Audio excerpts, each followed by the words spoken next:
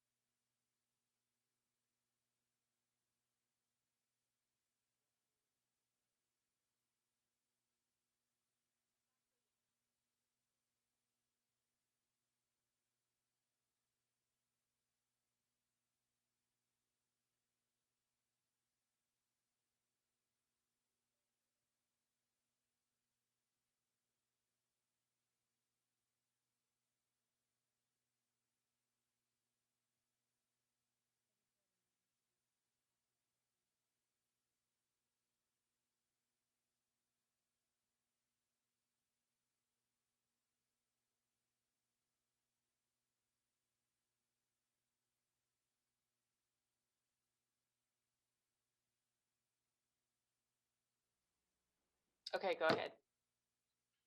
All right, good evening. The time is now 6 o'clock, and I'd like to welcome everybody to the City Council meeting for the City of Galt for Tuesday, May the 18th.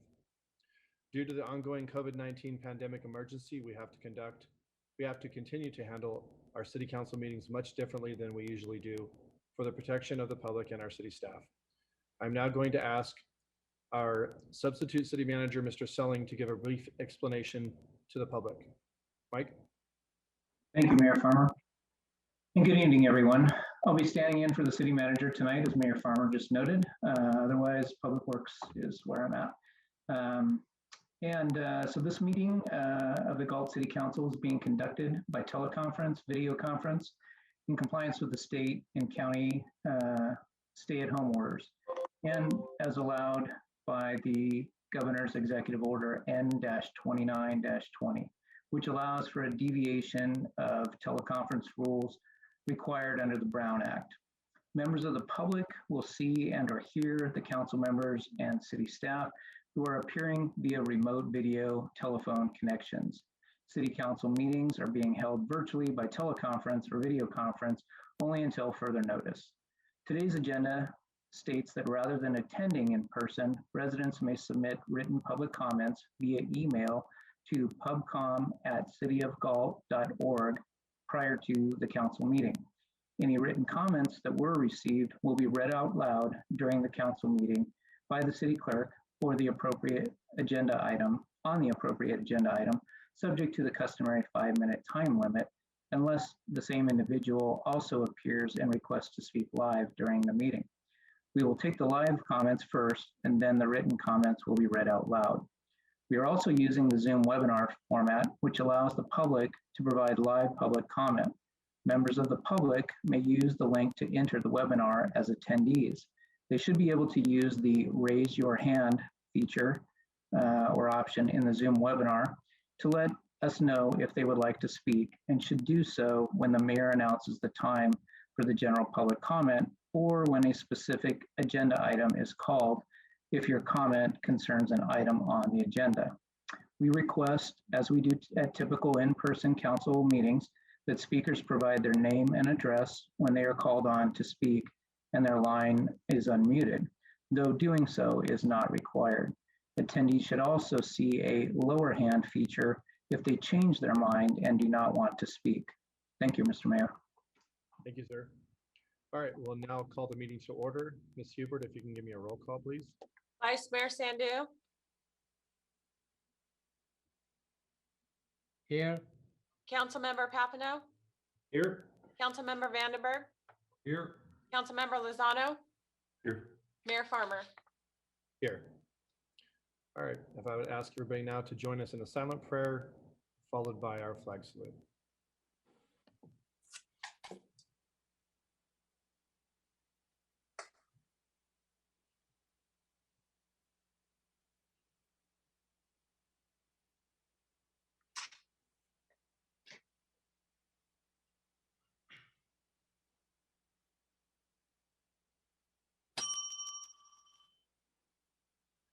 All right, if you would all please join me in a flag salute. I pledge allegiance to the flag of the United States of America and to the republic for which it stands, one nation, under God, indivisible, with liberty and justice for all.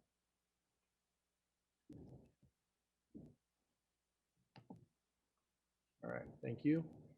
Ms. Hubert, if you would please give our replay statement.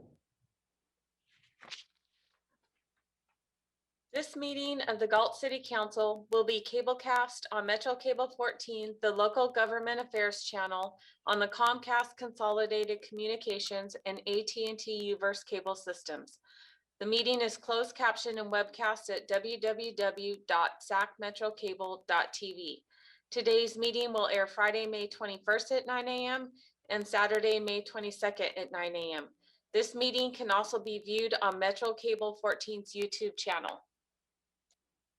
All right, thank you. We'll now move on to item B, agenda approval, additions and or deletions. Do I have anything from council? I actually would like to pull F4 from the consent.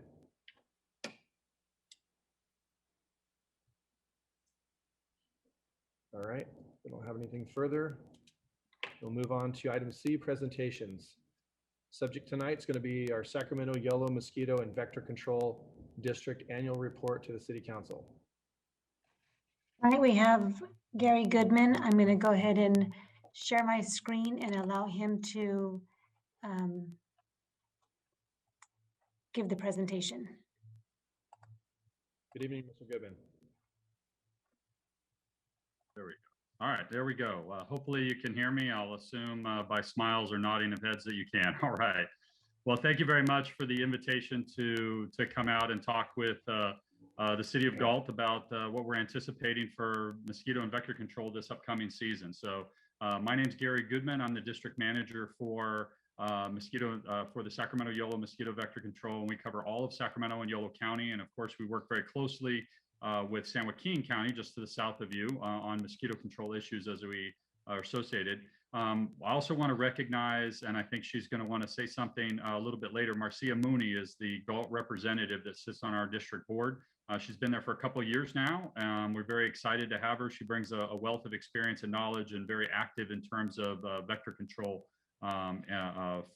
for the district as a whole. Next slide, please. So our goal at the district is obviously to protect public health. We're a public health agency, and specifically we look at virus activity that are transmitted by mosquitoes. And so, but also it's a matter of annoyance or abundance issues associated with mosquitoes as well. And so we want to make sure that when people are out, especially in the summertime, they're out in their backyard, they're taking a walk in the park, that they're not being bothered by mosquitoes to the point where it's a complete annoyance and can be an economic issue. But the majority of our work is actually spent on being able to try to identify and treat for mosquitoes that are carrying disease, specifically West Nile virus. Next slide, please. So we do this by, we have folks that are out in the field every day, and essentially they're looking for these types of mosquito breeding sources. And so mosquitoes need water to breed. That's where they lay their eggs. That's where they go through their metamorphosis in terms of larval stage and pupal stage, and then emerge as adults. And so lots of different sources that we have to try to look for. And there's some things that are very easy for us to find, like the rice fields or wetlands, any open area that has a water vegetation interface. And of course, even green swimming pools that are not being maintained are great producers of mosquitoes. The harder things for us to find are the things that are in folks' backyard. The sprinklers go off, they fill up that bucket, they fill up that potted plant with the saucer underneath. All of those things that hold water for more than about 7 days are potential mosquito breeding sources. And so we really rely on the public to be able to try to help us identify where there are problems, specifically within their neighborhood, if they're being bothered by mosquitoes, so that we can come out and take a look and hopefully find some of these sources that are in folks' backyards. The other thing we ask the public to do is just to try to look around their yard and make sure that they're draining any standing water like these types of sources about once a week. Make sure that you're not producing mosquitoes on your own property. Next slide, please. So we go through what we call an integrated mosquito management approach, and it's kind of 5 components. The first one, public information. And obviously in the year of COVID, it was very difficult for us to go out and do public events. They weren't being held. So we had a very active school program where we made presentations to schools. We would go out to fairs and events, neighborhood associations, all of those types of things, to be able to try to spread our message in terms of how to prevent mosquitoes and West Nile virus. We tried to do more aspects of online, and actually the Galt City, you guys are very helpful in terms of posting information on your website or in your newsletters, just trying to help us disseminate the information when we had issues associated with vector control. But we also have a very active advertising program, radio and television, making sure that the public knows who we are, what we do, and what they can try to do to help prevent mosquito breeding and West Nile virus transmission. Then we have what we call our surveillance program, and this is for us setting traps throughout the district. We are looking at different types and species of mosquitoes. In our area, we have about 24 different species of mosquitoes. Not all of them transmit disease. They're all endemic to this area, and so we want to try to check and make sure what are the abundance of mosquitoes. Are the mosquitoes increasing, decreasing? And of course, our surveillance tells us where and when we have West Nile virus activity in the mosquito population. Then we have our biological control program. The picture right there in the middle is mosquito fish. These are gambusia. We plant these in various sources from unmaintained swimming pools to wetlands, rice fields, irrigation ditches, water troughs, wherever they may help us combat the mosquito larvae that is in a particular source. And we do this free of charge. In our district, we plant about 3,500 to 4,000 pounds of fish per year. We're probably the largest mosquito fish breeding facility in the country. I'm very proud of that particular program. Then we have an ecological management program that's geared towards working with landowners, and specifically large landowners, farmers, wetland owners. CRP, Consumnes River Preserve, is one that we're very active with, and being able to try to give them ideas and tips on how to reduce mosquito breeding on their yard, whether it be clearing out of ditches, or we even have a backhoe and dump truck to be able to try to provide services in kind. So we work with those folks to be able to make sure that those large landowners are not producing mosquitoes that are having impact on the neighborhood as a whole. And then the last aspect is what we call chemical control. And that's, again, for us, looking at those mosquito breeding sources, treating with an appropriate larvicide in the water when we find them. But then when we do have adult mosquitoes and we get high numbers and or what virus activity is, when we will start to do adult mosquito control, which can be anywhere from a backpack to a truck mounted or ATV, even up to an airplane. And we do a lot of airplane work, mostly in our rural areas, our agricultural type of areas, but we have been known to do airplanes up over town. Haven't had to do that for Galt because typically you guys don't find a lot of West Nile virus in your area. Next slide, please. So as an example, this is West Nile virus activity in California for the last few years. And the last 3 years, we've had pretty mild situation in terms of the number of mosquitoes that have tested positive for the virus, and of course, the number of human cases, which is our largest metric. But one thing I do want to try to highlight is that when it comes to human cases, these are reported cases. So these are typically cases that they've been diagnosed and tested by the doctor. And then all of these cases are mandatory reporting to the public health officer. And so typically what happens is that the cases that get reported are actually the more serious neuroinvasive form of the disease that can lead to paralysis, blindness, and of course, even death. But for every serious form or neuroinvasive form of the disease, CDC estimates that there's anywhere from 30 to 70 cases that go unreported. A lot of people actually get sick from West Nile virus, but they just stay home, they have a bad flu, they recover, and then they never ever actually get tested. And so we think the number of cases are actually significantly underreported. One thing we want to try to highlight here is the fact that West Nile can and is a very serious disease. There was a study that was done about 10 years ago by California Department of Public Health, where they interviewed folks that had been stricken with West Nile, had symptoms of West Nile, and talked to them a year later. And almost 50% of the folks that had symptoms were still experiencing some level of symptom a year later. So we want to make sure that people understand this is a very serious disease that can lead to death, but there's very simple things that they can do to try to help prevent that. Next slide, please. So here's an outline of the city of Galt and the West Nile virus activity that we've had in your particular area last year. So we had about 6 West Nile virus positive mosquito samples. And so these are collections of mosquitoes that we tested and found positive for West Nile. The yellow triangles are positive dead birds that we found.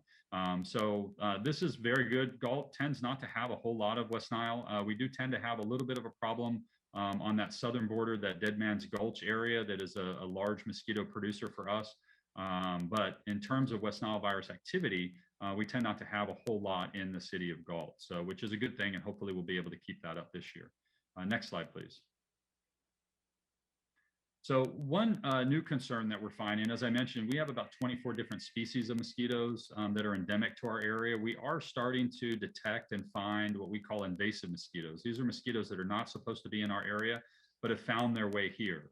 And typically, or for instance, the specific one that we're concerned about is called Aedes aegypti. It's a yellow fever mosquito, originated from Southeast Asia and then made its way over to the Americas, is well established in more tropical areas like Brazil, South America, Mexico, and has now started to make its way up and become established in California.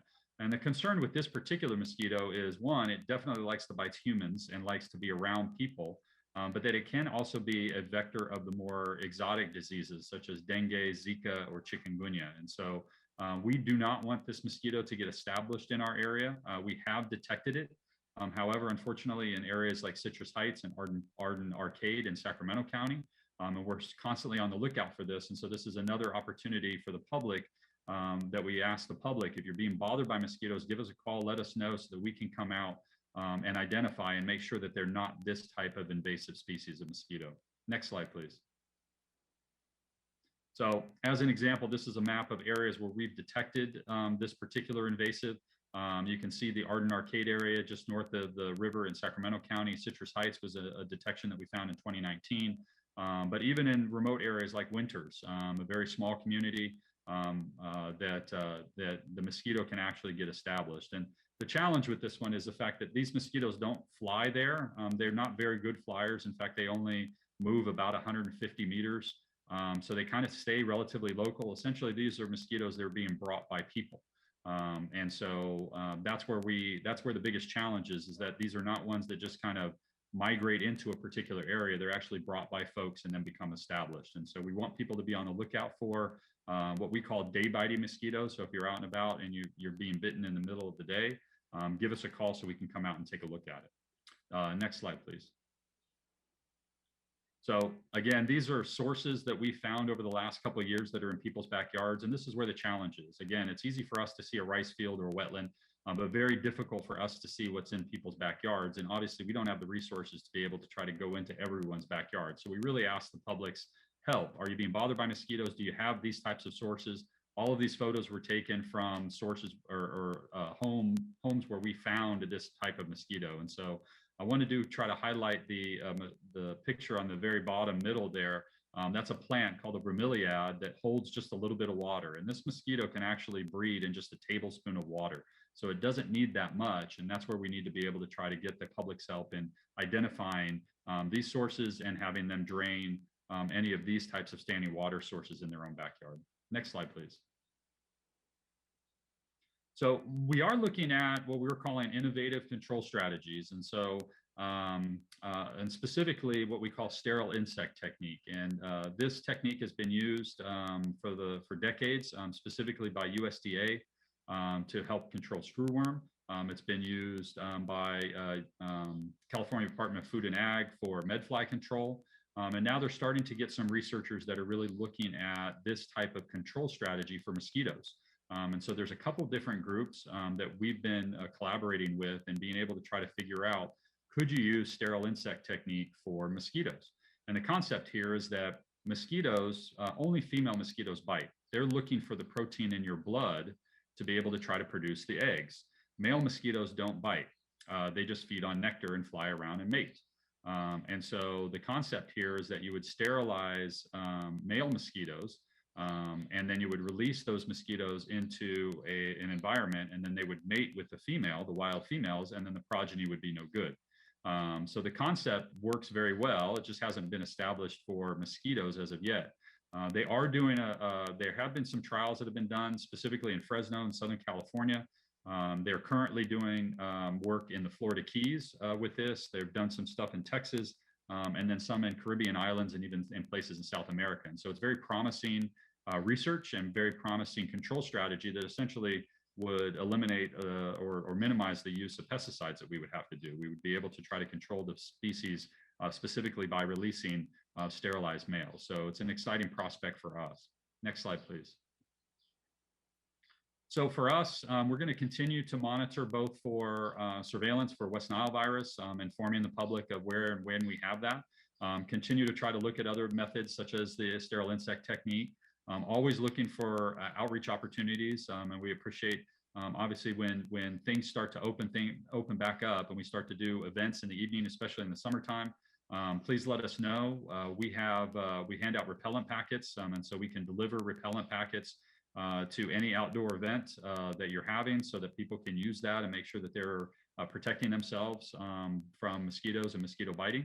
And for the most part, what we really want to try to communicate to the public is, one, make sure you're not producing mosquitoes on your own property, drain any standing water, make sure if you're out during mosquito activity that you're wearing a good repellent, And if you see mosquitoes or being bothered by mosquitoes in your neighborhood, just give us a call. We typically come out within 24 hours and to make sure that and we can let you know exactly where they may be coming from, the type that are there, and then do testing to make sure that they're not carrying virus activity. Next slide, please. So with that, you can get more information at our website, which is fightthebite.net. You can give us a call at our toll-free number. And with that, I'll answer any questions that the council may have.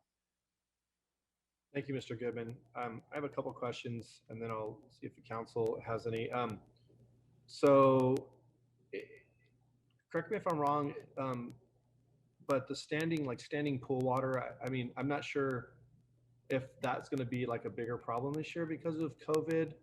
Maybe people are just not maintaining their yards and things. I don't know, but I know that's usually one of the biggest problems is people that don't take care of the pools.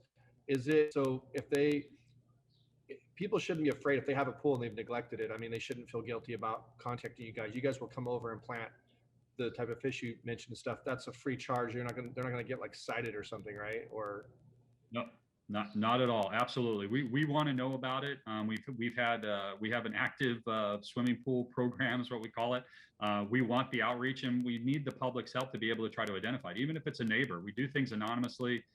We don't care whether it's green or not. We just want to make sure that it's not producing mosquitoes. And so, yeah, there's no citation. Our services are free of charge. We want to come out and make sure that we're trying to protect public health, and we need the public's help in doing that. So absolutely, we'll plant the fish.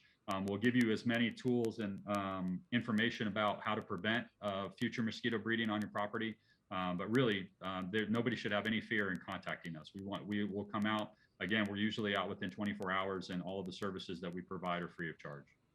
okay, that's good to know. I think there's a myth there, and people are afraid to call sometimes.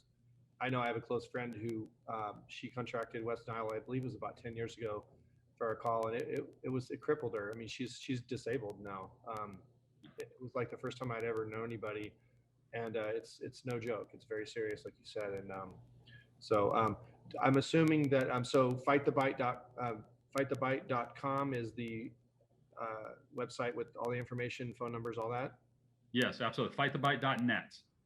.com's apparently somebody beat us to it. So fightthebite.net. And then I'm assuming that our city will do its part in getting this information on our social media pages and all of that as we move into the season. So does any of the council have any questions for Mr. Goodman? Mr. Mayor. Yes, Mr. Vice Mayor, go ahead. Yeah, I have just the information. First of all, thank you, Mr. Goodman. Give us that detailed information and outreach to the public. My question, just only the information, West Nile virus activity in Galt.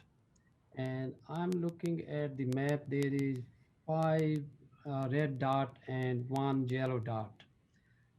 So can you maybe a little bit explain to these means how you pull the sample? These are active, positive. Could you might you explain me a little bit about that? yeah, so we have traps located throughout our district, and specifically in the city of Galt. And sometimes those traps are that we keep at the same location, so we can monitor populations throughout the year, make sure that are they increasing or decreasing.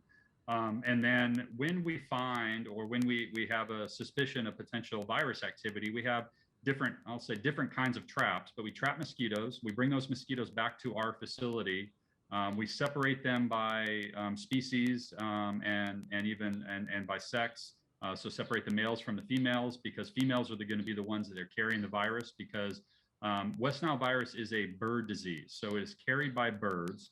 A mosquito bites a bird that is infected with West Nile, it picks it up, and then it bites another bird and passes it on, or it bites a human and then transmits the disease that way. And so we trap mosquitoes essentially almost year round. We test for mosquitoes. The virus activity season starts now about May and goes through October. So when the weather starts to cool off, you tend not to see any virus activity per se. And so we test from May through October.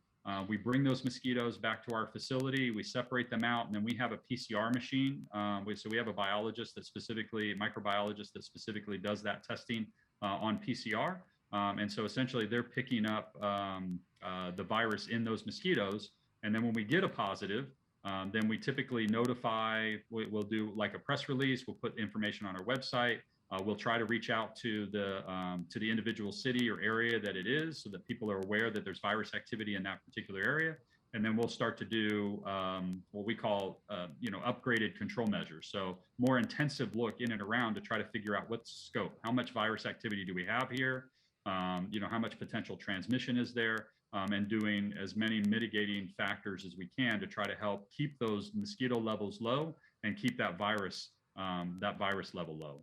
So that's kind of our process. We'll continue to do that. Once we find something, we do a lot more trapping in that particular area. So if I were to find something at a particular yard, then we would go out and set multiple traps within about a mile radius of that particular location to see what is the extent of the virus that's happening in that area. Well, thank you, Mr. Goodman. Thank you. Thank you. Thank you, Mr. Sandhu.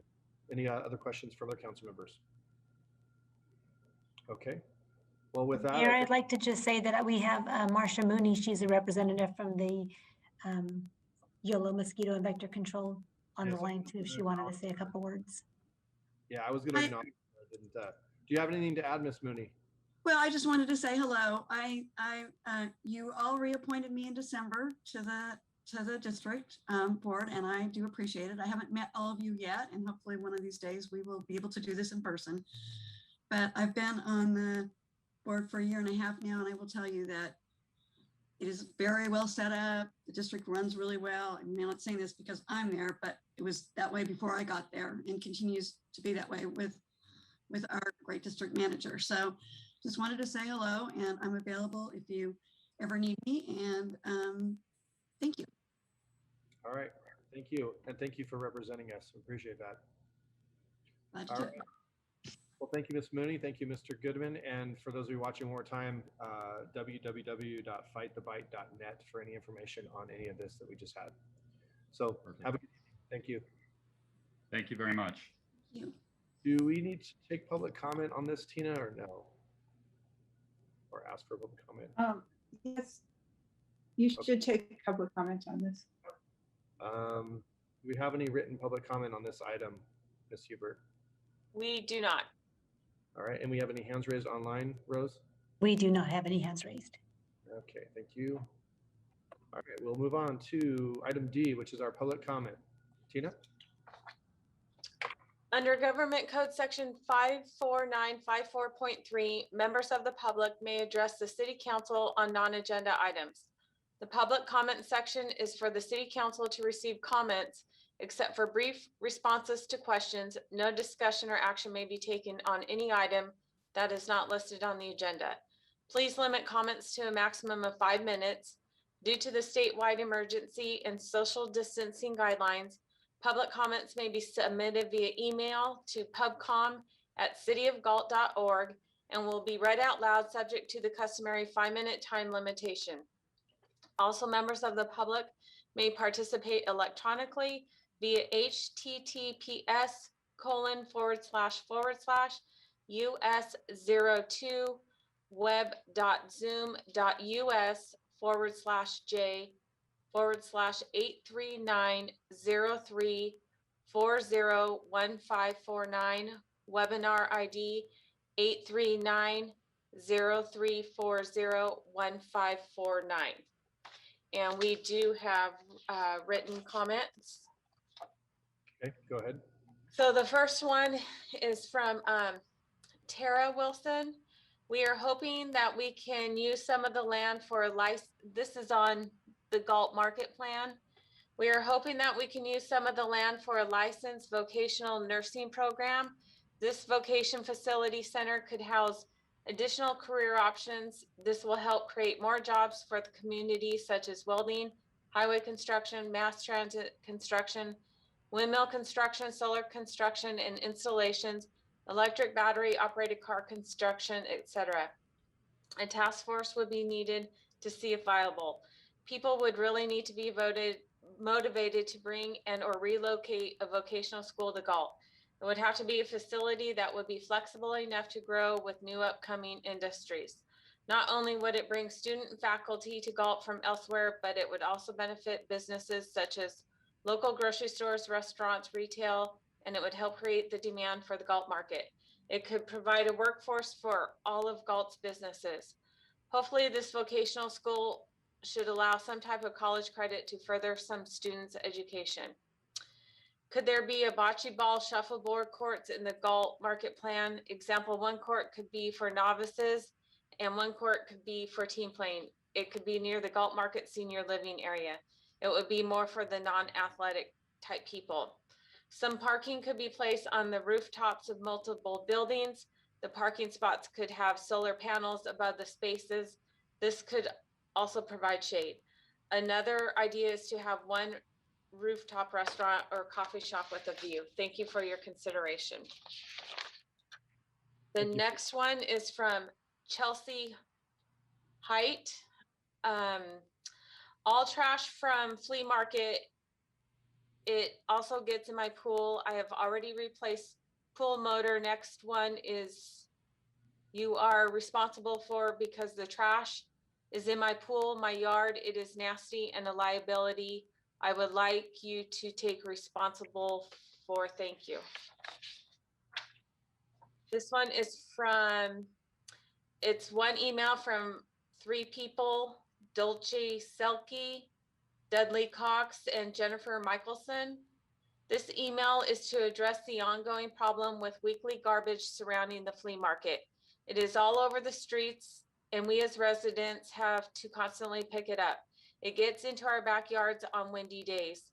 The plastic bags get stuck in the trees and also the power lines, making the area look trashy looking.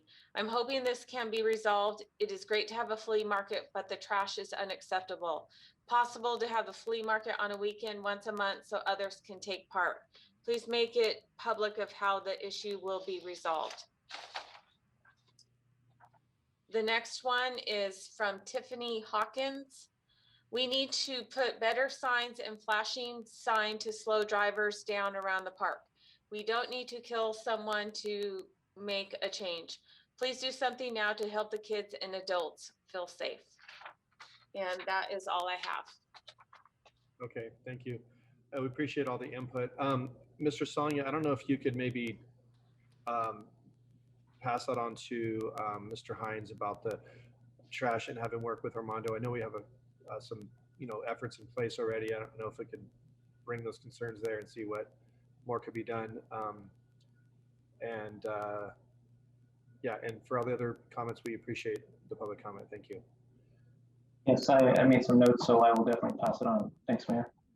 And I believe the comment about the park is reference to Meadowview Park because I got an email about that. It's regarding the baseball games that take place there on a Saturday. So the concern is Cost Road. So just for some, I'm sure that's what she was mentioning because I recognize her name. So is there any comment from council before we move on? Okay. All right. We will move on. Is there any hands raised online, Rose? There are no hands raised online. All right. We'll move on to item E, reports by city council members on regional boards, commissions, and committees. We will start with our Vice Mayor, Mr. Sandu. Thank you, Mr. Mayor. I attended STA meeting on May 13th. There was a couple things I would like to mention to the council. This meeting introduced a draft STA budget for fiscal year 21-22, but they just did the introduce and then continue to next board meeting. I certainly bring back certainly anything belong to the Galt. The other thing, we approved the release of request for possible public outreach for the firm because possible sales tax measure in 2022 has not yet been developed yet. But we did approve around $28,000 for 4 months for outreach to the public. Then we will see as a board or as staff if there is enough support from the public. And the third thing I would like to report, the June meeting on June 10 changed to June 17 due to the conflict of county supervisor budget hearing. And that's about it. All right. Thank you, Mr. Vice Mayor. Councilmember Papineau. I don't have anything to report. All right, thank you, sir. Councilmember Vandenberg. I do not have anything to report at this time either. All right, thank you. Councilman Lozano. Yeah, I attended a Policy and Innovation Committee meeting for SACOG on the 10th, and we looked over the budget and operational working program, or the overall working program for the next year, and unanimously recommended the full board approve it. We talked about the telework project and the pilot program that's going on with that. Again, just as a additional information or a refresher, this is a program to take a look at telework regionally to see the effects it will have on vehicle miles traveled in the region. Certainly, the issue of how it affects the economy is on the top of everyone's mind as well, and so we're going to keep moving that forward. Then there was just an advocacy update about not new laws, but kind of pushing forward again, Green Means Go program, both at the state and federal level. And so more to come on that as the session continues. So that's all I have. And we have a SACOG meeting, full board meeting coming up this Thursday that I'll report on at our next meeting. And that's all I have. Thanks. Okay, thank you, Councilman. Thank you for sharing that information with us. I myself, well, it was an official meeting, but I attended the Youth Commission, along with the Youth Commission and the Beautification Committee for their community cleanup. It was a joint effort this time for the first event of the year on this past Saturday. The Youth Commission is part of the Adopt a Street for Lincoln Way, and they partnered with the Beautification to take care of all Lincoln Way that day. It was a very good turnout. I think we probably had about 15 people come out, and we were able to clean the entire length of Lincoln. It was pretty bad, and so it was well needed. And I want to personally thank our department head, Craig Hoffman, for coming out and accompanying us all day. It was great to see him out there, and I appreciate that, Craig. So that's about all I have. So again, thank you to the Youth Commission and the members of the Beautification and everybody who showed up from the citizens that were outside of those two organizations and helped out. So that's all I have. We will now move on to our consent calendar. So we have item F4 had been pulled by myself, so I will be looking for a motion to approve items 1 through 3.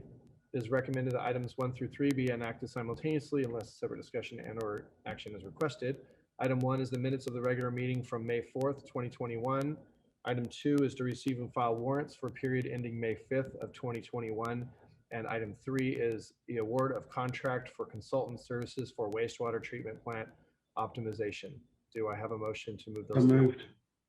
Moved by Councilman Lozano. Second. Seconded by Vice Mayor Sandu. We have a roll call vote, please. Vice Mayor Sandu, Aye. Councilmember Papineau, Aye. Councilmember Vandenberg, Aye. Councilmember Lozano, Aye. Mayor Farmer. Aye. Those items pass 5-0. So the last item, F4, I pulled this and I apologize, Mike. I believe this is your item. Is that correct? Okay. Correct.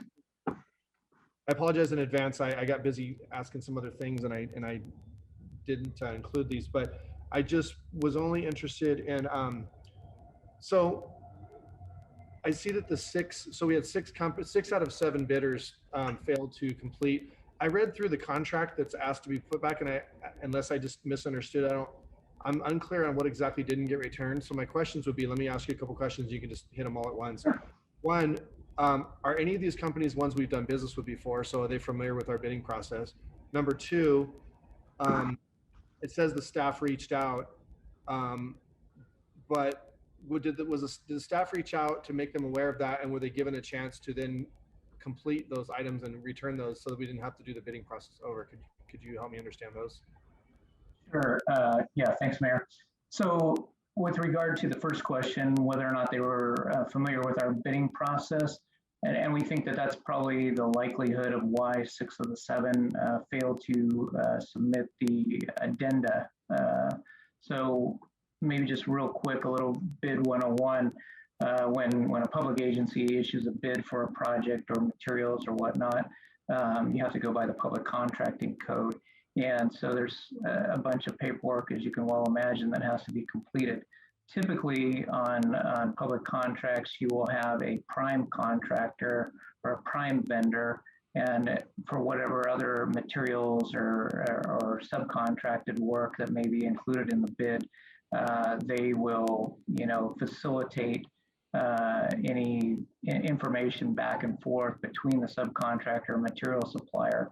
And so in this case here, this wasn't a typical project. We were simply asking for these signs to be, developed and delivered for installation. And so these types of vendors who basically manufacture the signs, they are typically not a prime, bidder, if you will.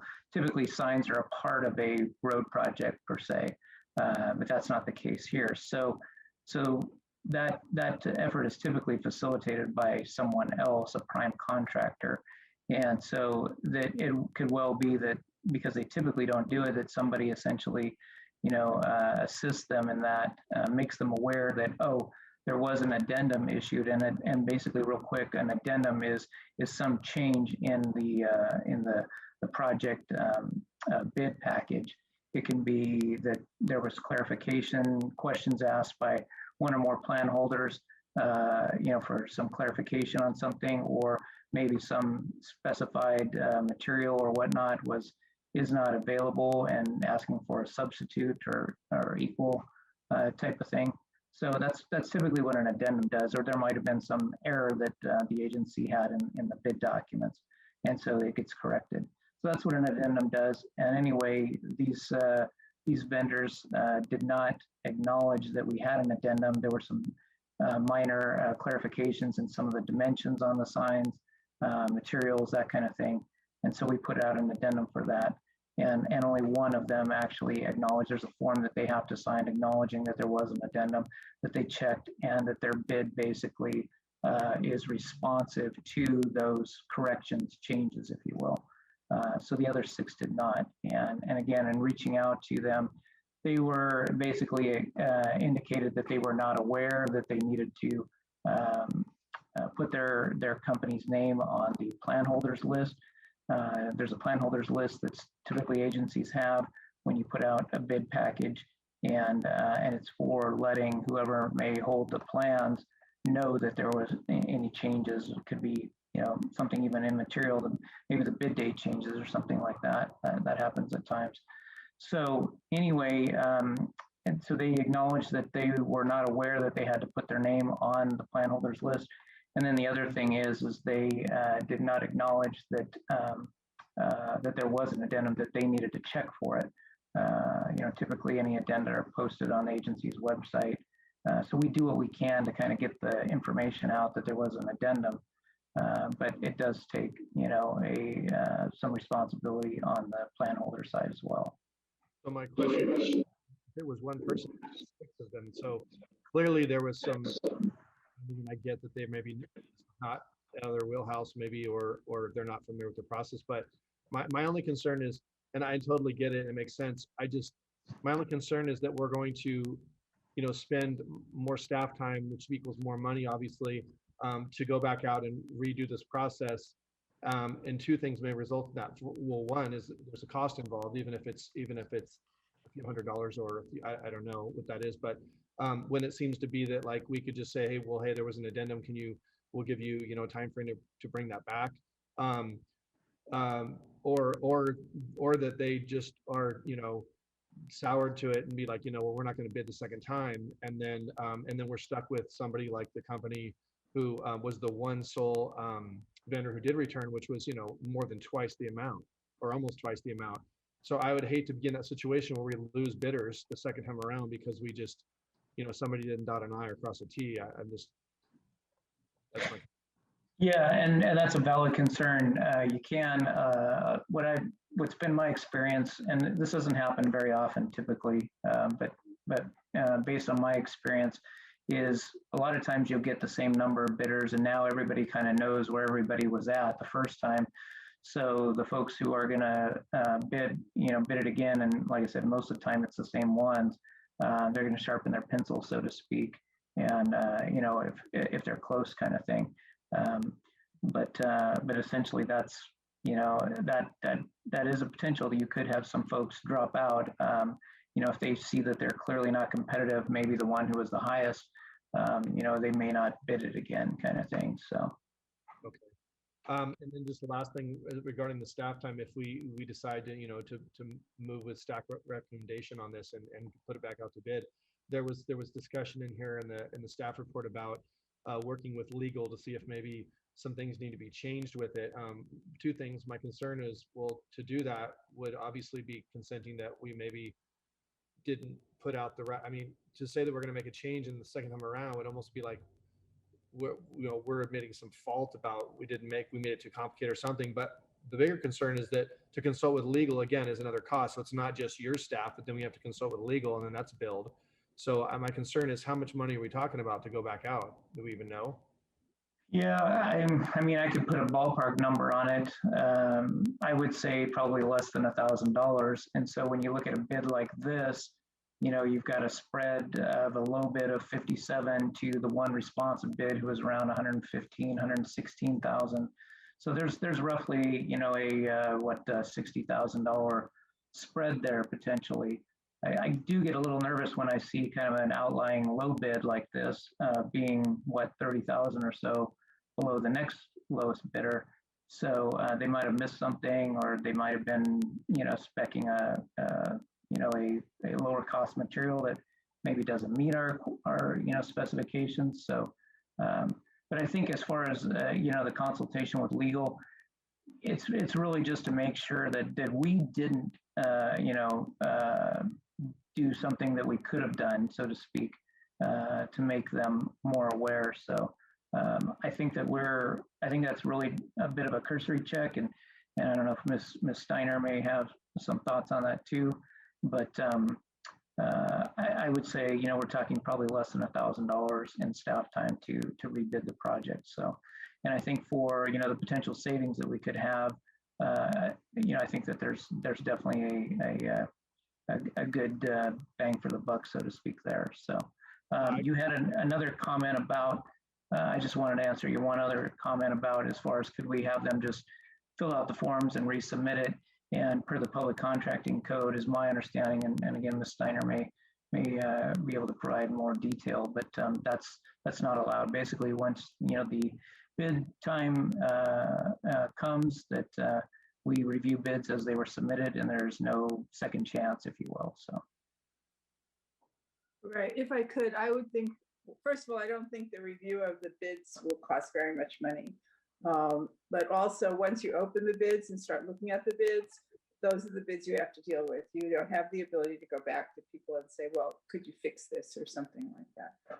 Your only alternative once bids are open is either to determine that the low bid is, if it was non-responsive, that the reason it was non-responsive wasn't material. And then you run the risk of getting people like suing you because of a problem in your bid process, or just rejecting all the bids, or bidding, or awarding the bid to the lowest responsible bidder. You can't go back to people and ask them to fix things that were in their bids. No, it makes sense, and thank you for clarifying that.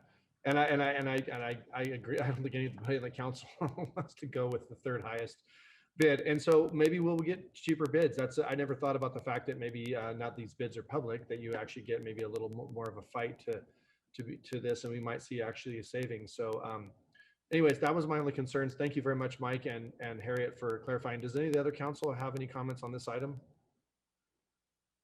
I do. Mr. Vandenberg, go ahead. I was just curious if at all, what efforts are made for local businesses to bid, or is it public information and they have their opportunity?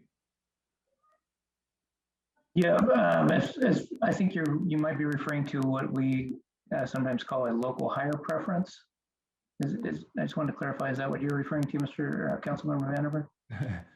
Well, not necessarily, but yeah, I mean, I didn't think of that, but you could call it that. I was just curious, you know, what effort the city puts into getting a local business, you know, involved, because it keeps the money in-house, so to speak.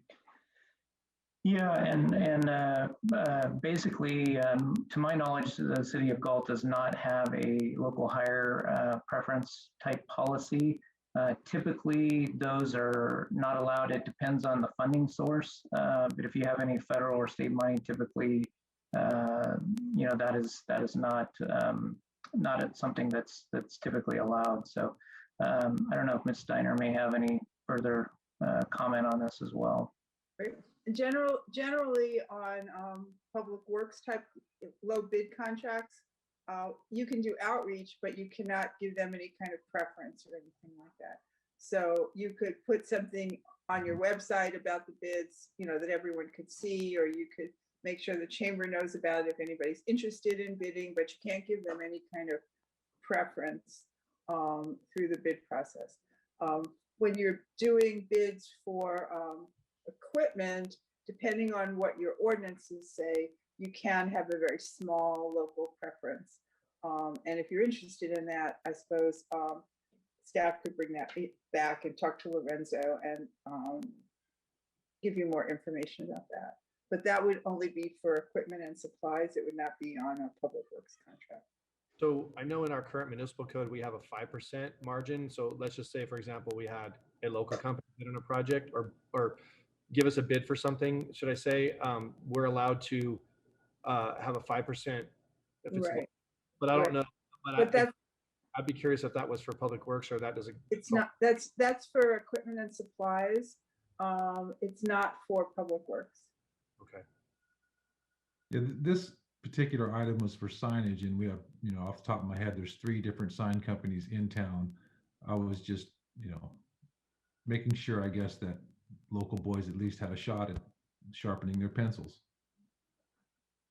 That's all. No, I have. absolutely. If you reject the bids and the city goes out to bid again, then it's not limited to the people who filed bids this time. Anyone who wants to can file another bid. Right. So local people would have a chance at that point, if they so chose, to put in a bid if they felt that they could meet the specifications.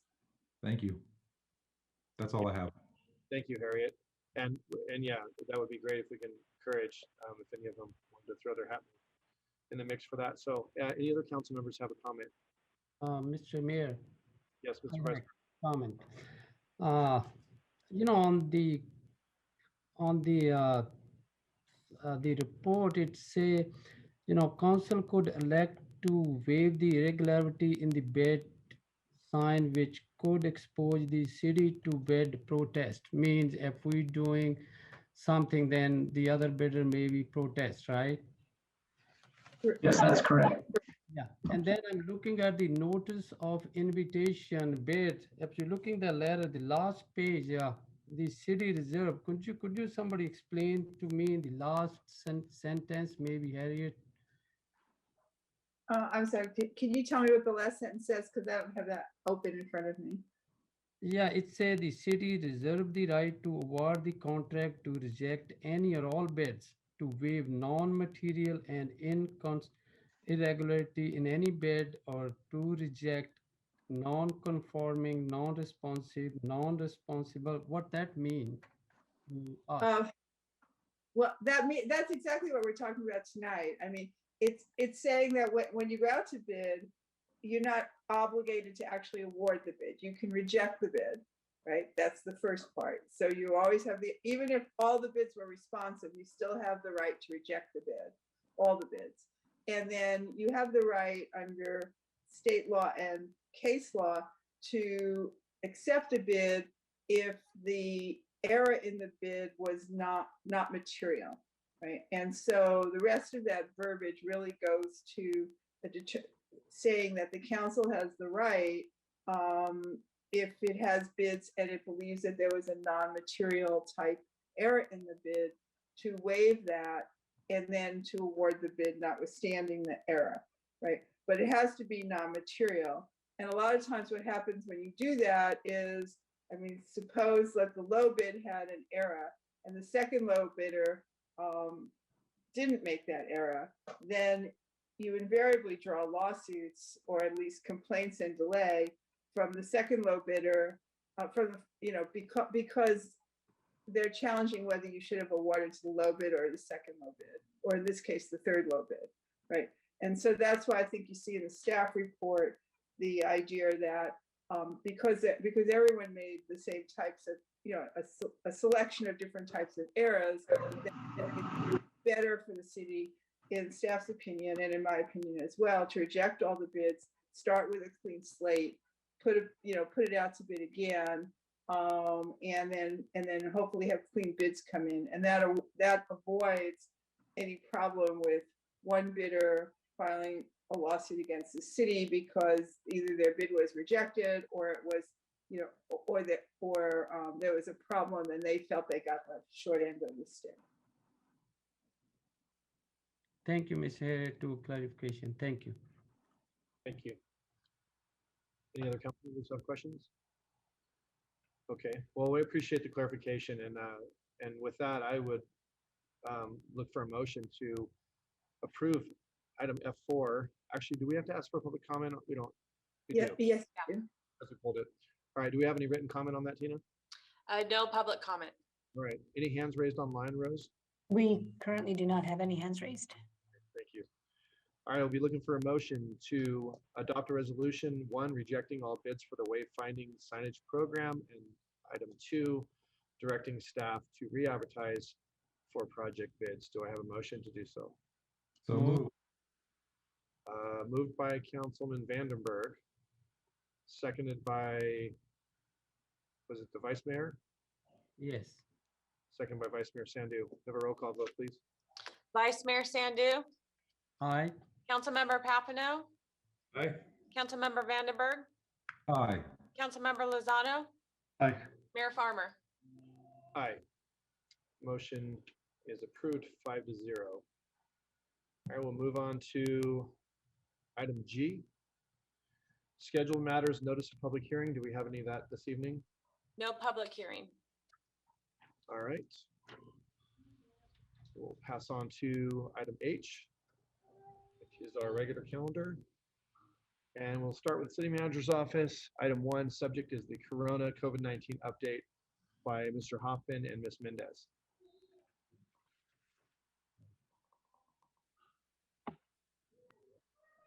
So I'm going to be sharing the screen here for them to go over the COVID update. It's all yours, Amy. Oh, sure. Rose, next slide, if we could. So these are the updated COVID numbers from today. What we're seeing is something that's really flattening out with our increases for Sac County, at 2% with cases as well as 2% for deaths. In Galt, we've really seen the amount of cases slow down, and thank goodness our deaths have really been flat for quite some time. So I'm hopeful that we may see some movement next week. I think Amy's going to go into that, but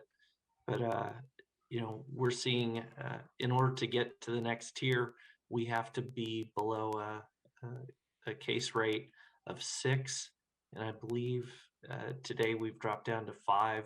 Unfortunately, our reporting with the state lags a little bit. And Amy, I don't know if you want to touch base on that. Sure. Rose, do you want to switch to the next slide? As Craig mentioned, some of the updated numbers that we have for Sac County, we do remain in the red tier. And we have 6.3 new COVID-19 cases per day per 100,000 population. Now, as Craig mentioned, Sac County's numbers are more current, and they show us at 5 cases. So we technically do qualify for the orange tier, but the California Department of Public Health lags several days. And so our numbers as of today through the Department of Public Health are 6.3. So we did not qualify for the orange tier. which means that the soonest we would move to orange is going to be June 1st, unfortunately. The case rate is down from 7.5 on May 4th, and our positivity rates dropped as well. So we're at 2.5% positivity rate. The ICU capacity in the greater Sac region also is looking better at 31.4% versus 28.4 back on our May 4th meeting. On June 15th, as we've mentioned in past meetings, the state will fully reopen if vaccine supply is sufficient and hospitalizations are stable, which all kind of point to us reopening on June 15th. The mask guidance will also be updated in accordance with CDC's new guidelines on June 15th. The state will not make any changes until the June 15th opening for the state. So the mask guidance remains the same. You can switch to the next slide, Rose. We are still continuing to administer vaccines at the Galt Market every Wednesday during the month of May. On May 5th, which was the first vaccination clinic at the market, we had 150 vaccines administered. And last week on May 12th, we administered 115 vaccines. Tomorrow will be the next vaccination clinic at the Galt Market. This is a walk-in event. No appointments are needed. And tomorrow, I believe the Johnson & Johnson vaccine will be administered. This is in partnership with CSD and Sac County Public Health and South County Services. So all of them have been assisting with this.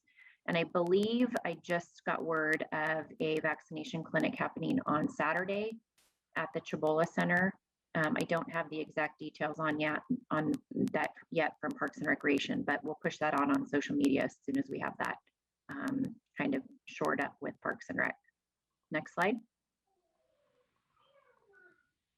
As of now, 64% of all eligible Californians have received at least one dose of the COVID vaccine. Sac County has administered 1.174 million COVID vaccines. These are the numbers for partial and full vaccinations. As of right now, 34.77% of eligible residents in the 95632 zip code have been at least partially vaccinated. And this is up from a couple weeks ago. We were at 31.53. So it continues to creep up, although slowly in comparison to the entire county, it does continue to rise. So that's a positive note. Next slide. We've highlighted this in past meetings, just the best way to access vaccinations. The Vaccinate Sacramento webpage has the most up-to-date clinics.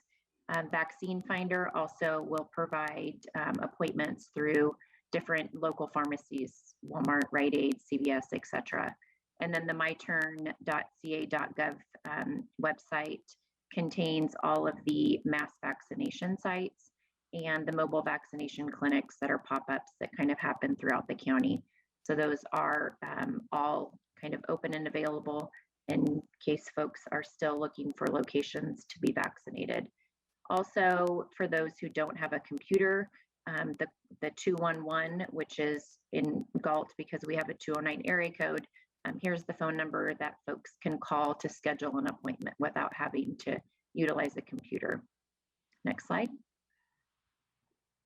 And that's it, unless there's any questions. I did have a meeting last week, Dr. Kasiri was on, and in terms of the continued sort of, we've had this plateau in case numbers, and we do still have quite a bit of positive tests that are occurring. And she did allude to the fact that a lot of that is happening from youth sports because they're doing so much testing at the high school level for youth sports. There has been a lot more cases that they've caught through that avenue. So that's part of the issue, I think, that continues while school's in session and sports are still going on. So June 1st, hopefully we'll see Sac County back into the orange tier and fully opening on June 15th with the rest of the state. happy to answer any questions if anybody has any. Amy, could you tell me the 150 doses of vaccine on the first and the 115 on the subsequent? Is there any way for us to know how many of those were Galt people? Because I know it's happening at the market grounds, and I'm assuming that we're probably getting people that are from out of town at the market that are getting a vaccine while they're there. So is there any way to know how many of those numbers were 95632 and how many were? We don't have that information on hand, but I'm sure it's something we can request from the Cosumnes Services District. I know they collect all of that data from folks who come in for testing. So we could report on that maybe in 2 weeks. We can report back with sort of what that breakdown looks like versus, out of county, Sac County, and hopefully we can get down to Galt data. Okay, it's not. I don't want to have staff spend time on that. It's not that critical to know. It was just curious to know that. My next question, before I ask if the council has any questions, is we're talking about going into the orange tier. I mean, we're going to open up fully on the 15th, pending the vaccination, contingency. I mean, does that supersede the tiers? I mean, are people even paying attention to the tiers if the 15th is kind of the end all be all, hopefully for that anyways? I mean, are they just the tier system going to go away at that point? What's the scoop with that? As far as I understand, the tier system does go away, and there will be certain thresholds on capacity still for large event venues and large gatherings, but the space requirements and social distancing as it relates to indoor restaurants and entertainment type venues, arcades and movie theaters, I think that those are going to be loosened. So not sure exactly what those look like and how that plays out, but from what I understand and what I've read, everybody is kind of up and operating business as normal. I think the only thing they will be monitoring will be indoor concerts. There'll probably be more restrictions placed on some of those large gatherings of people. Do we have any, thank you, Amy. Do we have any comment from the council on this subject? Yeah, one quick question. I apologize for not getting to you before this.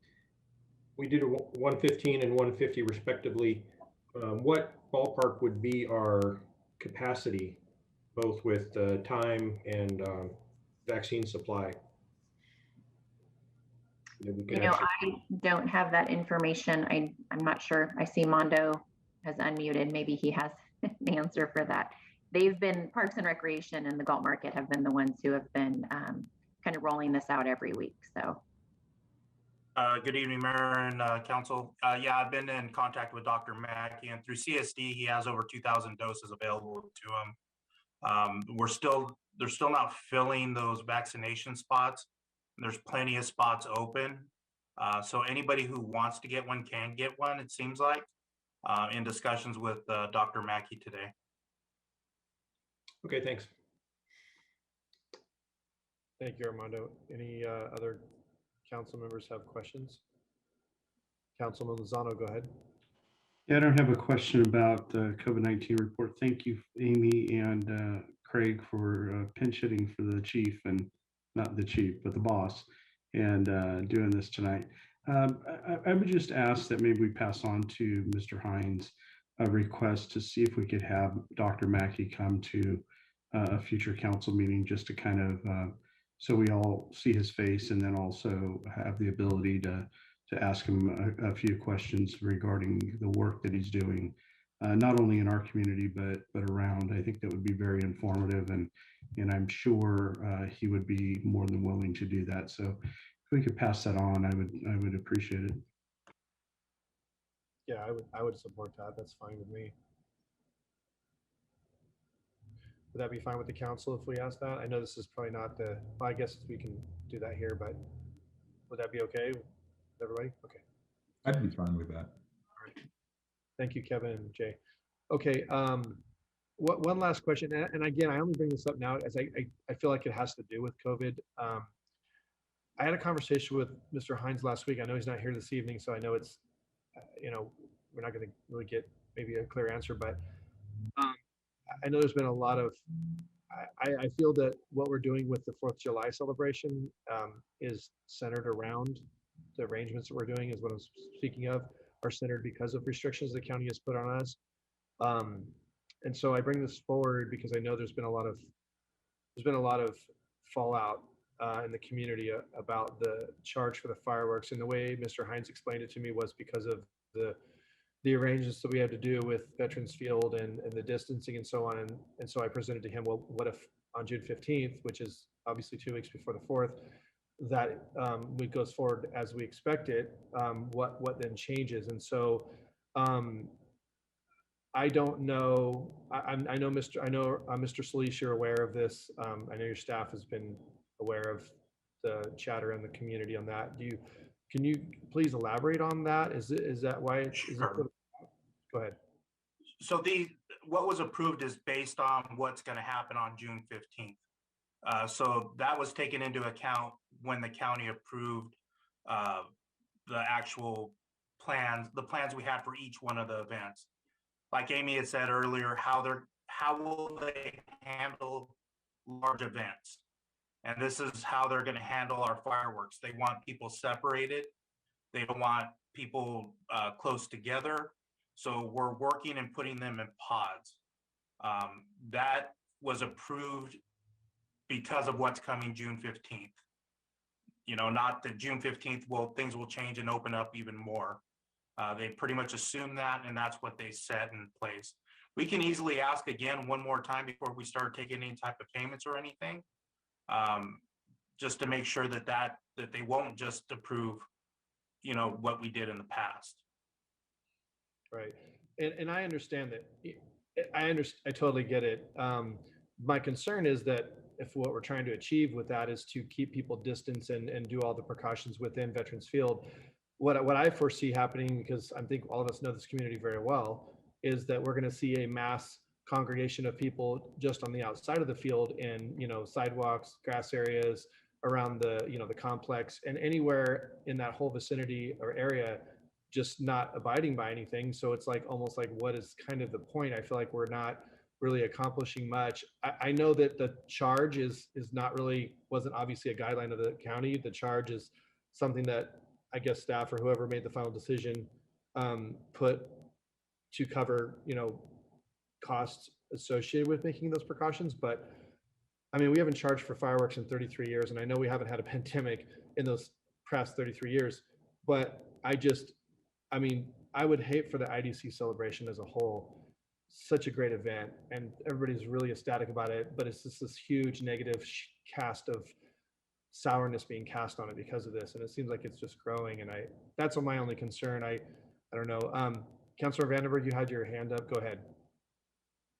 Yeah, you hit on what I was going to mention, is that most of the complaints I saw online were about the cost, and I don't see how cost has anything to do with distance. You know, it's Sean hit it right. If you're across the street and you're standing next to someone, you're not going to control that either way. We've never charged for it. I really don't see the logic behind it. Does any other council member have any? I'm sorry, go ahead if you weren't finished. Yeah, I mean, maybe this needs to come back for a vote. Does any other council member have a comment on this particular item? Mr. Mayor, I believe, I don't know this is the right time to ask. I certainly would like to ask, you know, the staff, how they come up with the $20 to that fees, and what they expecting, to how much revenue they expecting that night. We will not recoup the cost that we will encumber to monitor, to place in space, to put out everything. We won't make any money. We'll still be losing money. We just won't be losing as much money. And it's not unprecedented to charge for the IDC events. You know, we do the fireworks in the pool. It's been very successful. You know, and what we're doing is we're recouping costs, not really making money. We're recouping costs for what it costs to do that. And how much cost we are couping? I believe it was estimated close to $660 in that neighborhood. So we So saving That's an estimate. I don't have that number directly in front of me. I'm sorry? So I'm just talking about that, the $20 fees, how much we approximate couping the cost? Because this is a non-profit or, this is the city event. This is event for our citizens. So I do understand we don't make money and we don't make money from any event for the citizen. Because the money we spend, even given to, that's a citizen's money, that's their tax dollars. But I'm talking about how much couping we approximately couping the money from that when we giving $20 for each car. I believe off the top of my head, looking back, it's about $660 is what the estimate was given to me.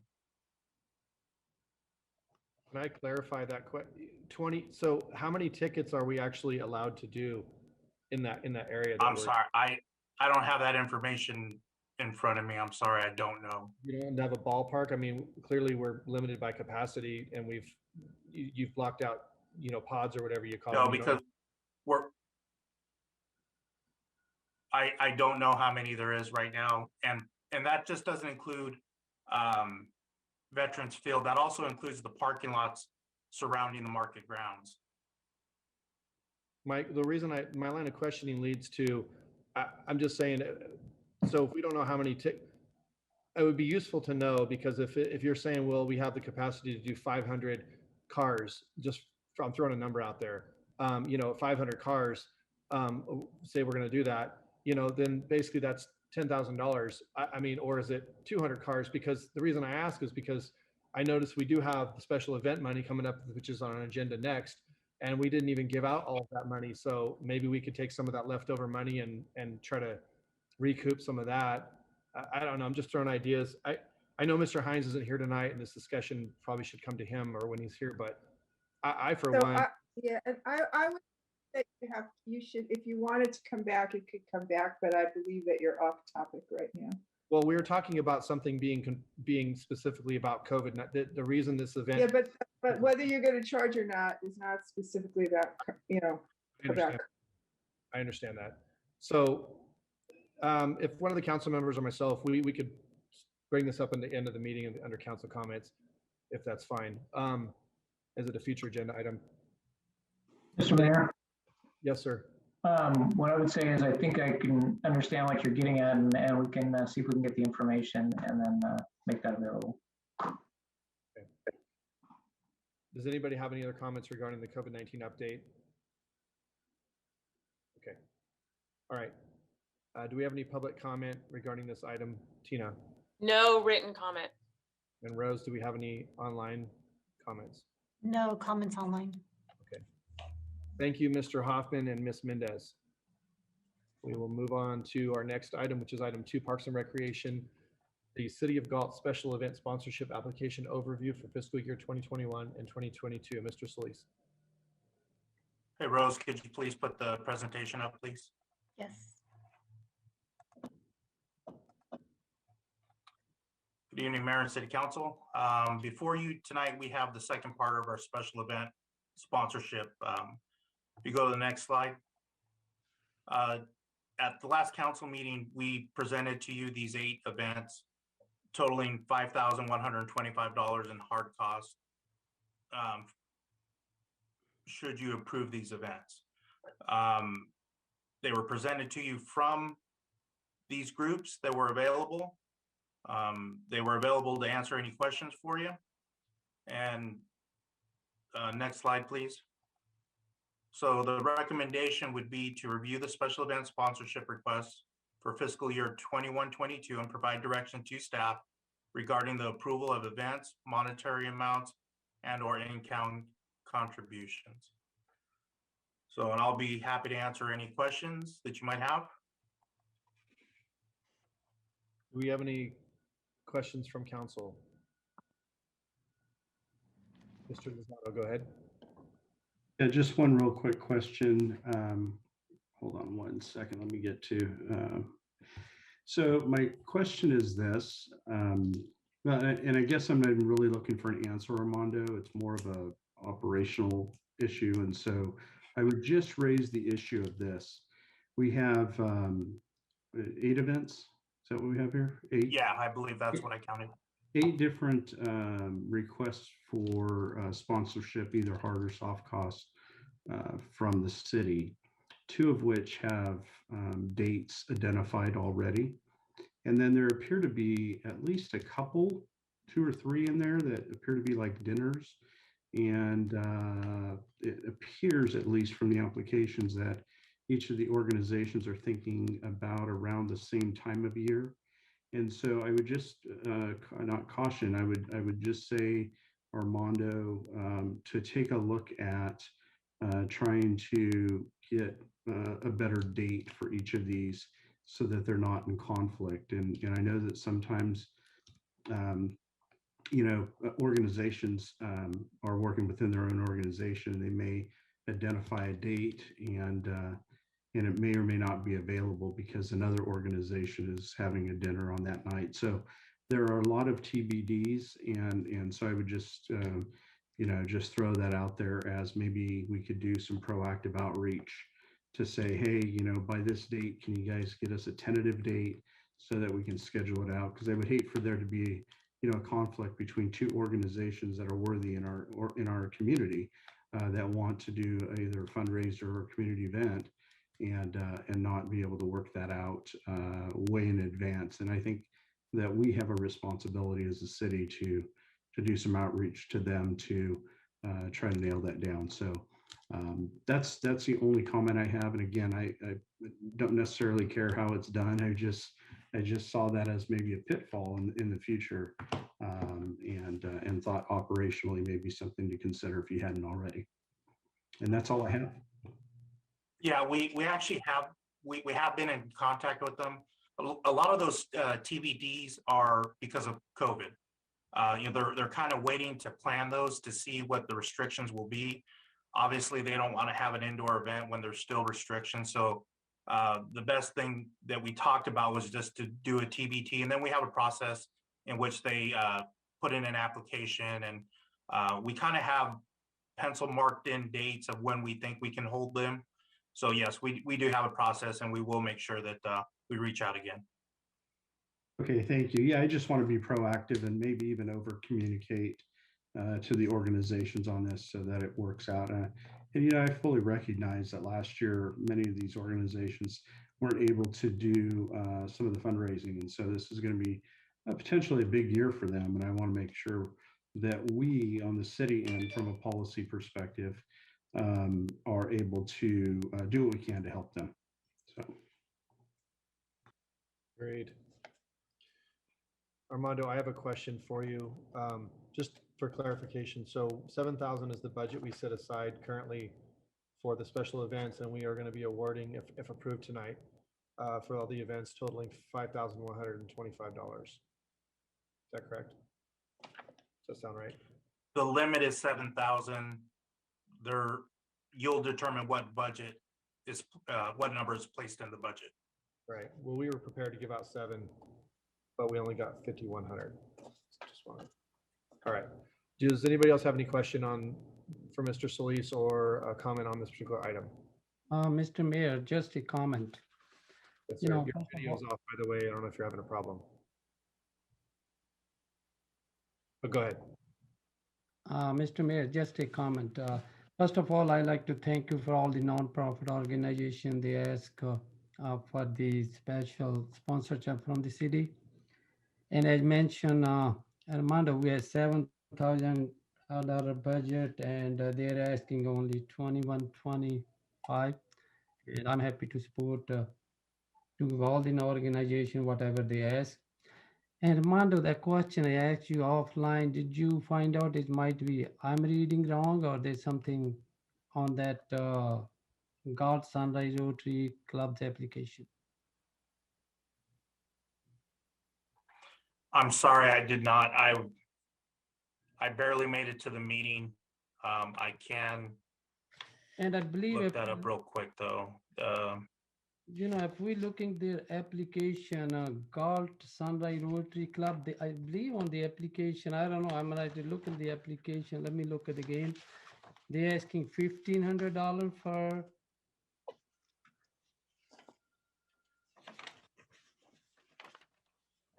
So the amount that they requested, what some of the people did, again, some of these numbers are estimated numbers. So when a group is asking for a waiver of police services, public works to block roads, they don't know what number to put in there, and they guesstimate at that number so they can have a full application. And so I believe that's what happened at this point when they asked for the $1,500. oh, okay, so that's might be the error. So they're asking only, okay. Right. All right, thank you. That's the clarification I would like to ask. So I'm confused. So their application is for 1,500 because in the staff report it says 0. Yeah, that's why I was asking that question. The 1,500 is the rental fee, the normal rental fee. So I think that's what they did is they put that in there. The in-kind would be 0, that's a soft cost, not a hard cost as an officer would be. That's why the number is 0. Gotcha. So no hard cost, soft cost, but no hard cost. Correct. Okay, thank you for clarifying that. Does that conclude your questions, Vice Mayor? Yes. Any other council member have anything to add on this? Okay, well, I think they're all going to be great events. I'm looking forward to seeing some stuff happen in town. So I applaud all those events for jumping out there and trying to get community things going again. So I will be looking for so are we looking for a motion to approve this tonight? It says review. Review and provide direction to staff. So what you would do is tell us if you want to approve all of them, some of them, none of them, whatever it is that the staff would, the council would like to provide direction to staff to do. Is the money that we don't, does that money roll over from year to year? I know last year it doesn't roll over, right? Typically from year, okay. No, it doesn't. Okay. All right, well, I would be in favor of supporting all of them. I don't know, does anybody? Second. I don't know if we need an official motion. We're just looking for a consensus here. Do I have a consensus amongst the council? I'd be happy to support that. Okay, Councilman Vanderberg, Papineau, okay. All right, looks like we have a majority consensus, so. I'm sorry, Mayor. Harriet, would they not vote on this? And So basically what staff was asking for is it was really almost a negative. They want to know what to put in the budget. So when they bring the budget back and you approve it, you would be approving all of the applications. So there's no need to take any action tonight, except if you want to change something that's in the staff recommendation. Well, it says the approved budget for the community is 7,000. So, I mean, it doesn't really say that we're approving that number. I'm confused. Mm-hmm. Well, my understanding from last week was that what staff is looking for is to put these projects into the budget so that when the budget comes back to you next month, they will get approved, and then the actual events will get approved with them. Well, if that is the case, I would like to hold off on my support of it because I would like to talk to Mr. Hines when he returns and see if we can't get the remaining $1,875 put towards offsetting the cost of the fireworks charge that we're looking at doing, because I think that's something I think we can maybe try to figure out. So I would not be in favor of approving this 5125 tonight and not have an opportunity to talk about that other. Mayor, if I might, you still have an opportunity to redirect that additional money at a later time when the budget comes through the workshop process. Okay. All right, thank you for clarifying that. And have you taken public comment on this item? Not yet. No, we have not. Thank you. Do you want to see if we have some public comment before we finish this up? Does anybody have any comments in council? Do we have any written public comment on this, Ms. Hubert? No public comment. Okay, and Rose, do we have any hands raised? No hands raised. Okay. So are we looking for a consensus or a vote? Because it doesn't say action. The only action, you would only need action if there's something that you want to change at this point, because your formal votes will be at the budget time. Okay. Well, do we have any opposition to what we've just heard? Okay. All right. So I think you got what you need, Mr. Solis. Ms. Steiner, is it good? Thank you. All right. Okay. We will now move on to our next item, I, communication. Do we have any communication this evening, Ms. Hubert? Nothing this evening. All right. Item J, city clerk's report. Nothing.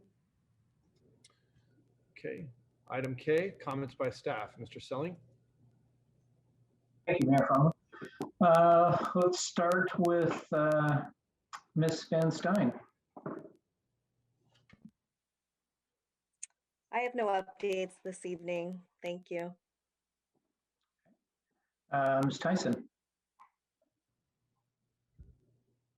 I have nothing further to report. Thank you. How about Chief Small?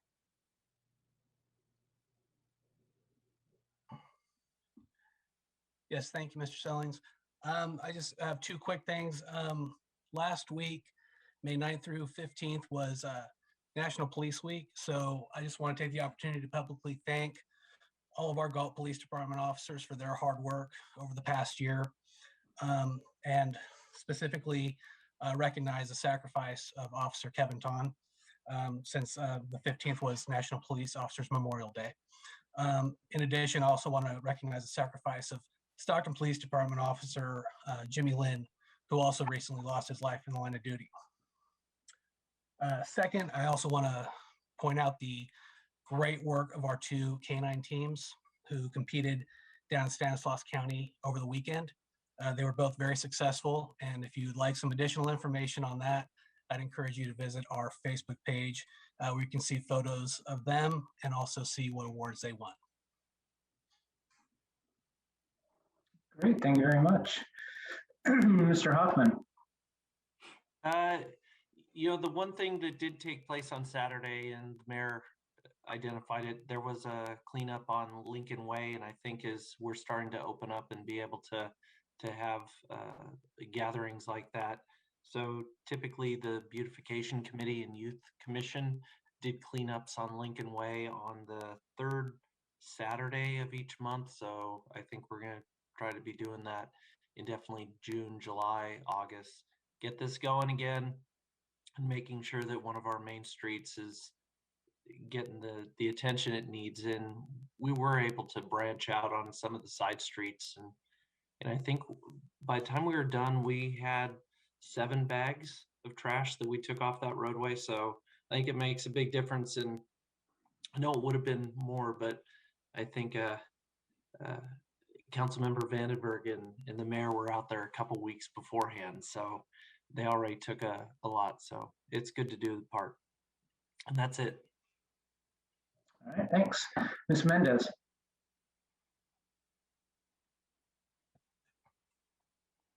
I just wanted to let everybody know that the Sacramento Emergency Rental Assistance Program is open again for applications. That is through Sacramento County.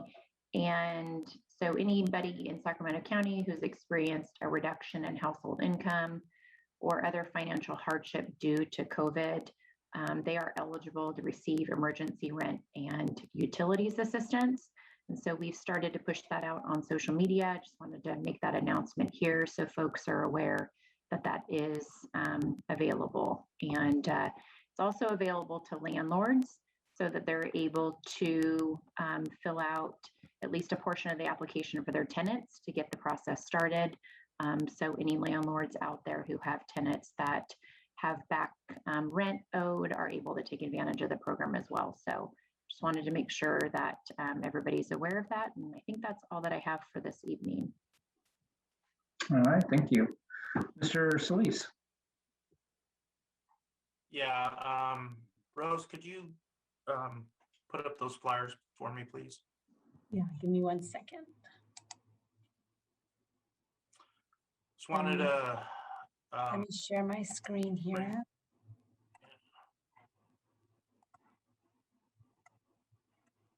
as we kind of talked about a little bit before, there's some things coming up.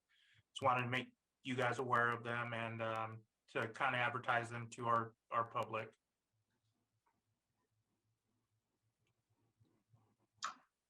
I'm wondering, Rose, if that's what Mr. Solis was looking. No, I need the 2 flyers, Rose.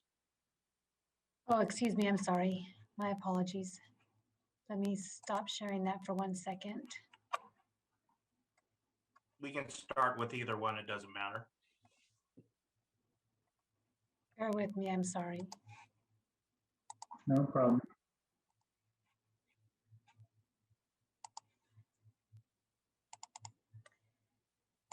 One more second here.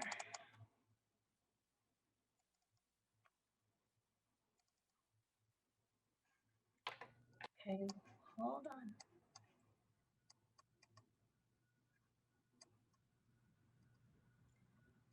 Okay.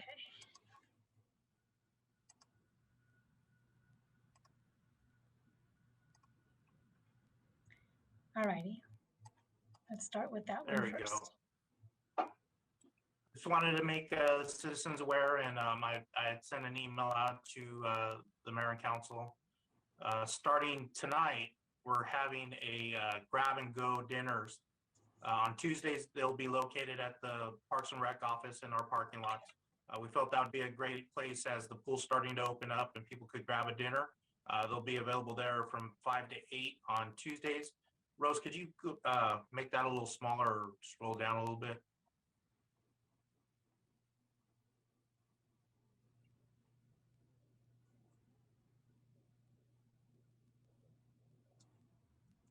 How's that? There we go. Thank you. And then tomorrow they'll be out at Community Park.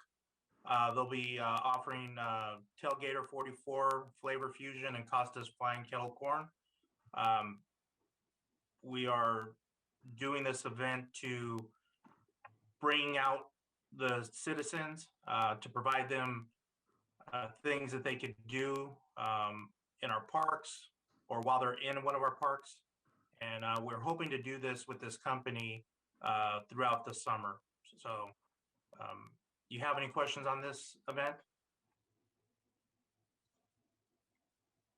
No. No? Okay. All right.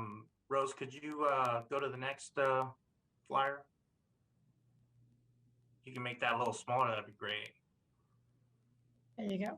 And again, we have our 4th of July IDC events that are coming up.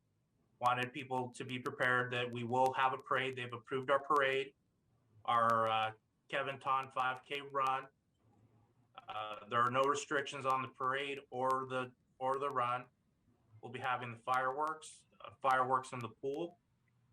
So just mark your calendar, and I guess we'll talk more about this topic next council meeting.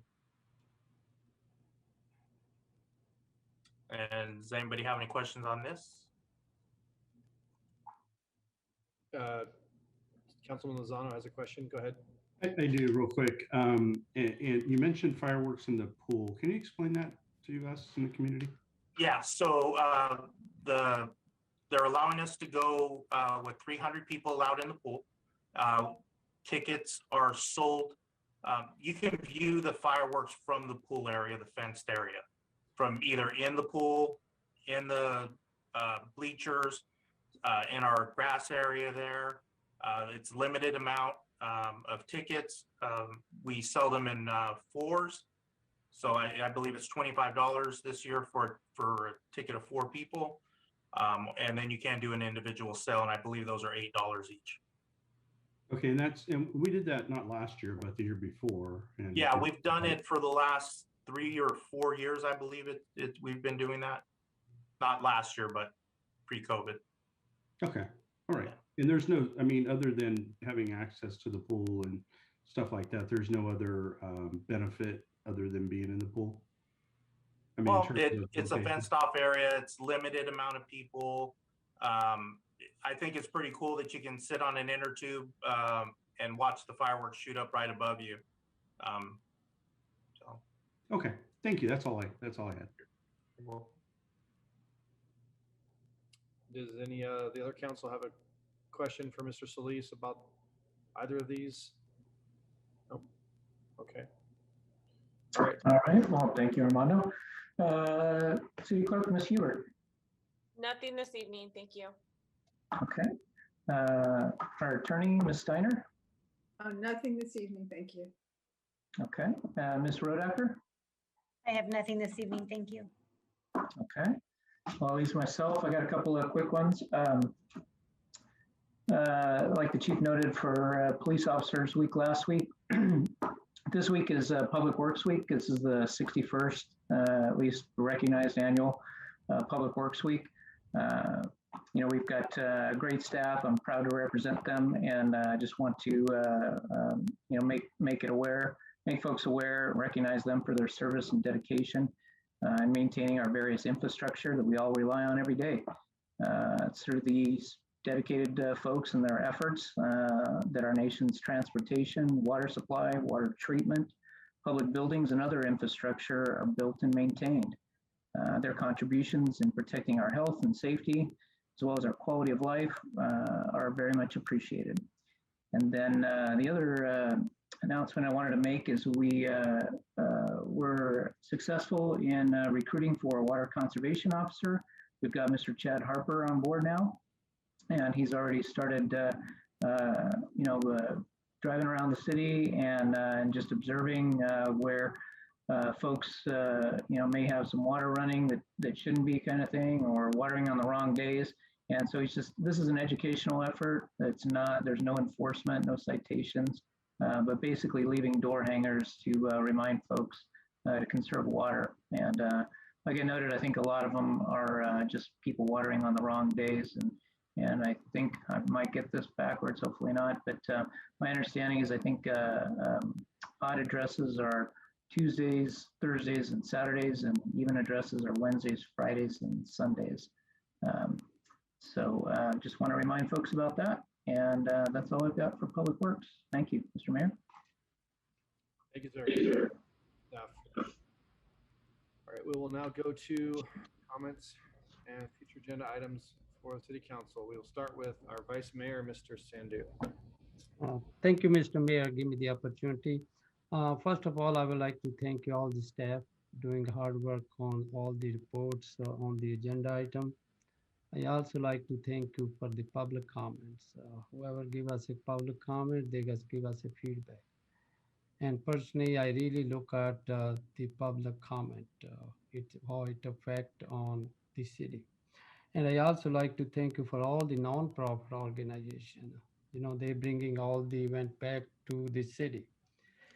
And on the agenda item, I like to bring that $20 agenda item. I would like to ask Mayor if he can talk to the city manager, or if we need a consent, that $20 to me, you know, this is the first time we're doing, last year we cannot do this for July parade, but I get a lot of comment too. If there is any way we can, this whatever cost is bring from another budget, or we still have a $1,900 from that, if we can do it.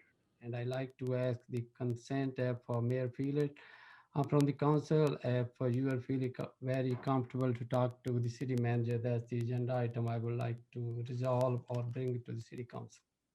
Thank you, Mr. Mayor. Thank you, sir. Just to let you know, when I did have a conversation about this with Mr. Hines before he left town, he did make mention that as of June 15th, we could possibly reevaluate the cost if it was allowed. So I think, so I did have a conversation with him, but would there be a consensus for me to go back to him on behalf of the council to ask him about revisiting this?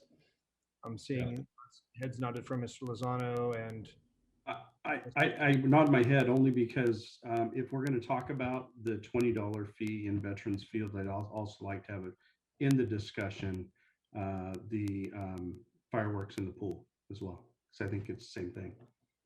Okay. Okay. All right, so if I'm understanding correctly, I will approach Mr. Hines on this, and if need be, we will bring it back for a future item, but I will consult with him before that, as soon as he's back in town. So, is that all you had, Mr. Vice Mayor? Yes, Okay. thank you. Councilmember Papanow.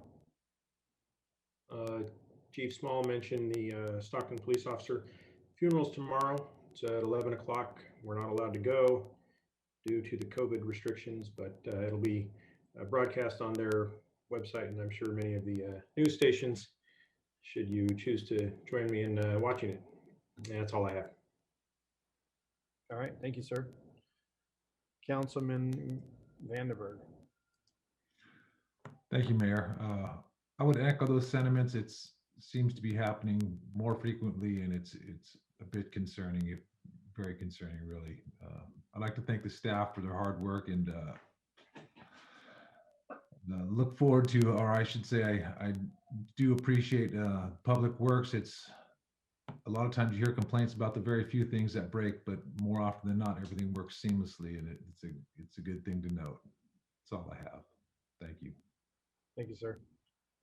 Councilman Lozano. Yeah, I also want to thank all the Public Works folks out there this week and all the time, but since it's Public Works Week, appreciate your service. Also like to recognize the Galt Police Department, the officers, dispatchers, and other civilian staff as we just passed Police Memorial Week, and certainly honor the life of Officer Ton, one of our own. So I appreciate all the support the community gave last week. I saw blue ribbons in the community as I went around, and lots of people thanking officers for their support and their duty. I just want to bring back, and maybe I talked about maybe bringing Dr. Mackey in.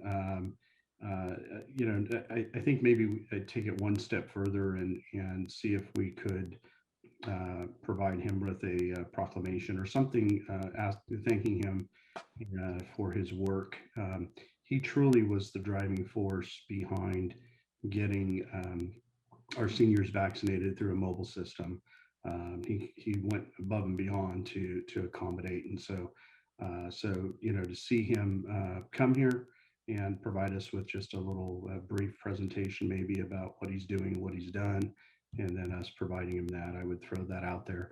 Again, it doesn't have to be next meeting, but Mr. Mayor, if you could speak with the city manager about it, and I certainly will in my bi-weekly one-on-one. So Sure. Yeah. If you want to pass on, either speak to him in person or even email him, and then I will follow up with him. And yeah, certainly. Like I said, I think Dr. Mackey's done an awesome job, and really statewide taking the lead for somebody in his position at the county level to really push this stuff out to folks that really had a desire to be vaccinated. So that's all I have. I appreciate also the public comment, and certainly want to thank the staff for their hard work the last honestly last year and a half since we've had this pandemic. So thank you. All right, thank you, Councilman.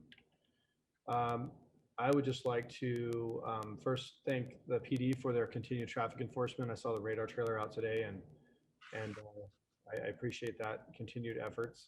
I want to congratulate our canines for their performances, Kane and Copper, and Slater and Officer Little, I believe. So congratulations to them. And again, want to thank I want to thank actually Public Works and Parks and Rec for starting to get a handle on the weed control and things in town. I'm starting to see a huge difference on some of the areas that are pointed out, and it makes a huge perception on the public. And when we were out doing our cleanup, I noticed it right off. So I thank you for your quick action on that, and getting a jump on that. I know we've had some internal staff struggles with that, so thank you. Thank you to the Youth Commission on Beautification. Thanks again to Craig for coming out. And with that, I just want to leave one last thought regarding that. And one thing we notice on these cleanups is we always notice that the biggest problems tend to be the public areas, the business, sometimes in the malls, out in front of businesses and around businesses, and it's not so much in the residential areas, and it's on the streetscapes and the medians. And I just, people just, I say, people wouldn't just open their door and throw garbage out in their own driveway, but they seem to just have a habit of just driving on the road and just doing that, or coming out of a restaurant, just chucking something down on the ground. I mean, we all live in this community. It's something we all have in common, no matter if we live on the east side or the west side or whatever. I applaud the people that come out and help keep things clean, but at the same time, it upsets me to see the level. I've already seen trash in the middle of Lincoln Way, and we just cleaned it Saturday. I've already seen stuff, probably 10 or 15 items, just like a quarter-mile stretch. I just would ask the public, if you please be more cognizant of that, and talk to if you're a business owner, please do your part. Set an example for your fellow business owners, to keep things looking nice. If you are a citizen, set an example to your neighbor, talk to your neighbors. Talk to your people in the community about doing this, because no one wants Galt to look like some of the other cities that I've seen lately. And we have to pull together. We cannot rely on the city to do this alone. We cannot rely on the beautification community to do this alone, and people adopting streets. This has to start with us and all of us. So please be cognizant of that and lead by example. So with that, I think that's all I have for this evening. So without further ado, we will adjourn the meeting, 7:51 p.m. Everybody have a good night. Thank you. Night. Nice.